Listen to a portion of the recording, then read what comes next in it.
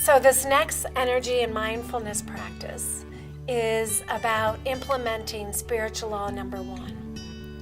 It's, just to remind you, spiritual law number 1 is your current sense of self creates your reality. So if you're vibrating at your false sense of self, your wounded parts, child consciousness, defense, you will create a lower vibrational reality than if you're vibrating at your higher truth of core being, your spiritual wholeness. So in this exercise, I want you to get a piece of paper, and I want you to, or you can type on your computer, whatever works for you, but I want you to think a time when you create a reality that didn't serve your highest good in an ideal way, when your false sense of self created something negative in your life. For instance, I'm going to use the example of when my husband and I first got married. And he would go rock climbing.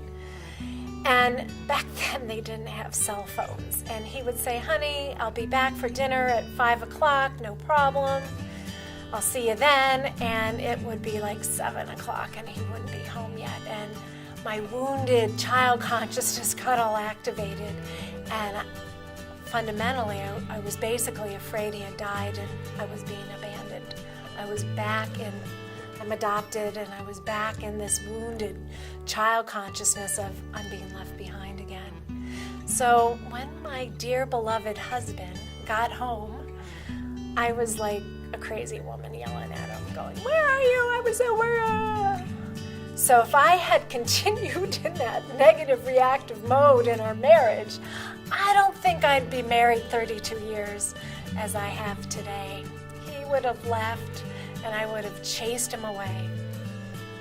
So I want you to think of a similar example of where you created a lower vibrational reality, where you lost yourself. And I want you to really, really think about, wow, that was the reality I created.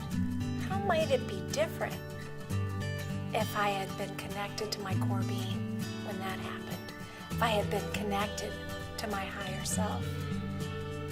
So in this case, instead of my husband coming home and I screaming, where are you? I thought you were dead. I'd say, babe, what's up with out stopping at a gas station and giving me a call? I was really worried.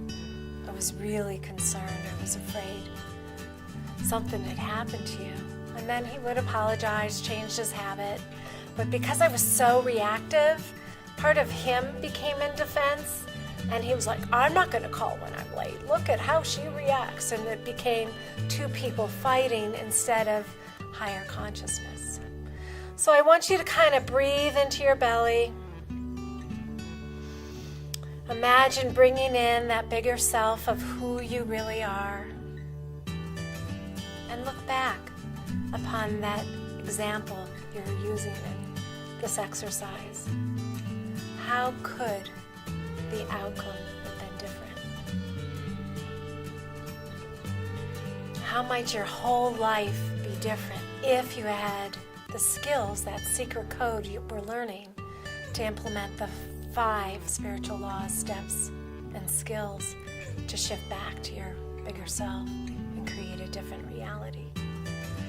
Pause the tape, take the time to really contemplate something in the past and maybe something that's happening with you this week where you can shift to the higher vibration and create a different reality for yourself.